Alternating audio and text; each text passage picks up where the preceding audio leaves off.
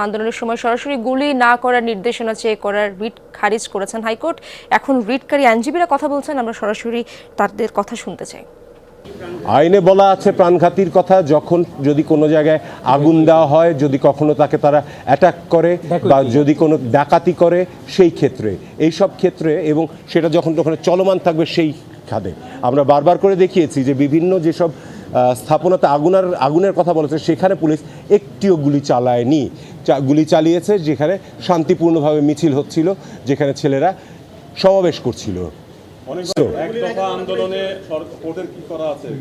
এক দফা আন্দোলনের বিষয় এটা রাজনৈতিক ব্যাপার, আদালতেরও কিছু করার নেই, আমরা ওই বিষয়ে কোনো কথা বলছি না। আমরা এখানেও নেই।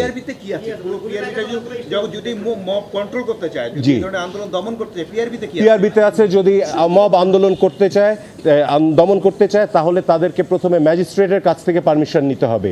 ম্যাজিস্ট্রেট যদি না পাওয়া যায় তাহলে সর্বোচ্চ যে ওখানকার যে সর্বোচ্চ পুলিশ অফিসার রয়েছেন পদমর্যাদার, তার কাছ থেকে পারমিশন নিতে হবে।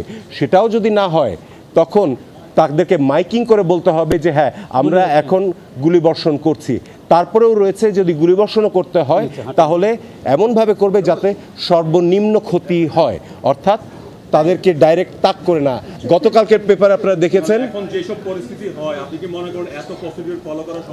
তাহলে তাদেরকে কেন পুলিশ হতে হবে? কারণ চোখে টার্গেট করা হচ্ছে। আপনারা পেপারে দেখেছেন যে 178 জনের যে ডেড বডি পাওয়া গেছে তাদের বেশিরভাগই হচ্ছে মাথায়, চেস্টের উপরের অংশে। সো এইগুলোকে অবশ্যই তাদেরকে ফলো করতে হবে।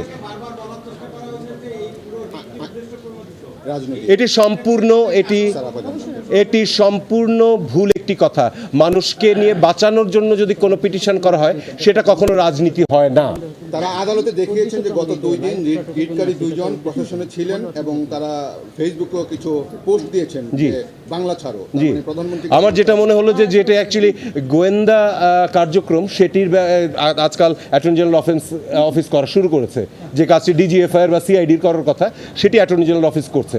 আর একজনের ব্যক্তি স্বাধীনতা রয়েছে, তিনি যে কোনো কিছুতে বিশ্বাস করে সেটা বলতে পারেন। রাইট? এখন কি আমাদের কি সেই রাইটও নাই যে আমরা আমাদের মানুষ নিজেদের কথা বলতে পারবো না? অ্যাটর্নি জেনারেল ওখানে দাঁড়িয়ে আজকে দেশের অ্যাটর্নি জেনারেল হিসেবে না, তিনি একজন রাজনৈতিক নেতার বক্তব্য দিয়েছেন।